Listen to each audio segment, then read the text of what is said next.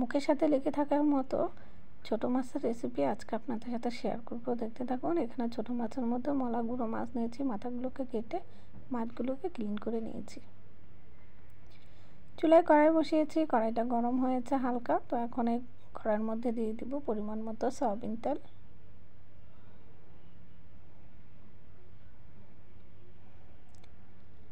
তেলটা হালকা গরম হয়ে গিয়েছে। এখানে আমি পিঁয়াজের মাপ অনুযায়ী 1 পিস পেঁয়াজ কেটে রেখেছি। তো এখন গরম তেলের মধ্যে দিয়ে দেব।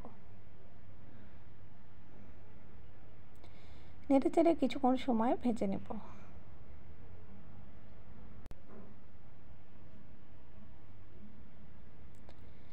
ভেজে নেওয়া হয়েছে। এখন এখানে দিয়ে দেব বড় সাইজের একটি রসুন আমি ছিলে রেখেছি। রসুনের কোয়াগুলোকে এখন আমি দিয়ে দিব মাঝখানে ফালি করে রাখা কয়েকটি কাঁচামরিচ। নেড়ে চেড়ে কিছুক্ষণ সময় আবার ভেজে নেব।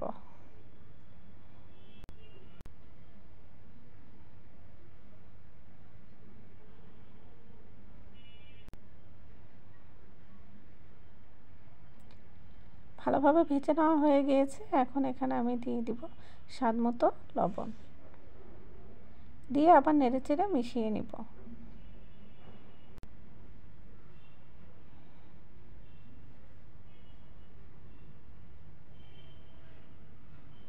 ভালোভাবে ভেজে নেওয়া হয়েছে। এখন এখানে দিয়ে দেব পরিমাণ মতো হলুদের গুঁড়ো, দিয়ে দেব পরিমাণ মতো মরিচের গুঁড়ো,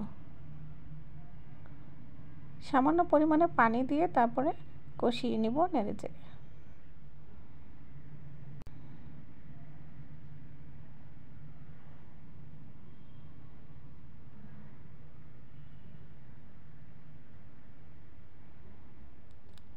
ভালোভাবে কষিয়ে নেওয়া হয়ে গিয়েছে মশলাগুলো। এখন এখানে আমি মাছ রান্না করার জন্য কিছু পরিমাণে পানি আমি দিয়ে দিব।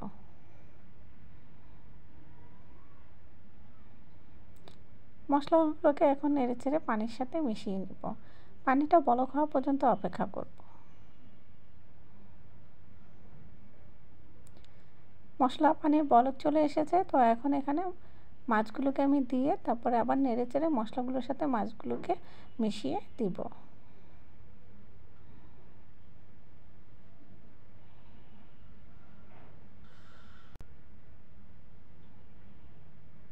ভালোভাবে মিশিয়ে দেওয়া হয়ে গিয়েছে। আমি এখানে 2টো টমেটো দেবো, মিডিয়াম সাইজের ফালি করে নিয়েছি, 4 ফালি করে নিয়েছি। এখন আমি দিয়ে দিব।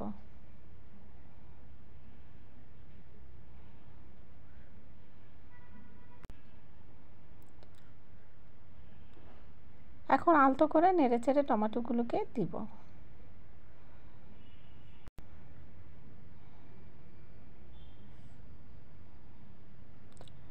অনেকখানি মাছের ঝোল কমে এসেছে। এখন আমি ভাজা জিরে গুঁড়ো দিয়ে দিলাম।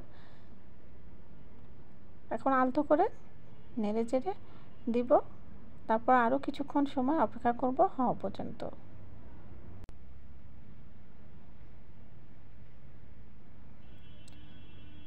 অনেকখানি পানি টেনে এসেছে। এখন একটু চামচ দিয়ে দেখিয়ে দিচ্ছি। তো আরও আমি কিছুক্ষণ সময় জাল দিয়ে নামিয়ে নেব। হয়ে গিয়েছে, এখন নামিয়ে নেব।